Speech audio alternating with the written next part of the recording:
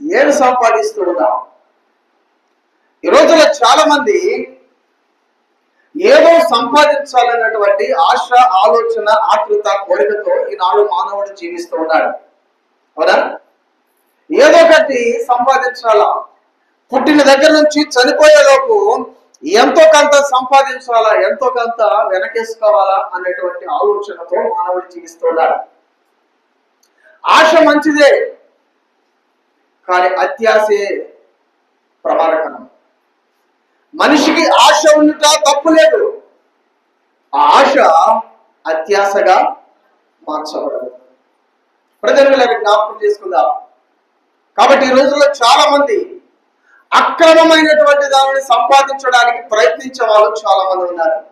తనది కానటువంటి దానికి ఎక్కువగా కూడగట్టుకోవాలని, దాన్ని సంపాదించుకోవాలని, లేక దాచుకోవాలని వారి యొక్క తరతరాల వారికి సిద్ధపరచాలన్నటువంటి దుర్బుద్ధి చేత, దుర్నీతి చేత ఈ రోజుల్లో మానవుడు ఆ విధంగానే ప్రవర్తిస్తూ ఉన్నాడు.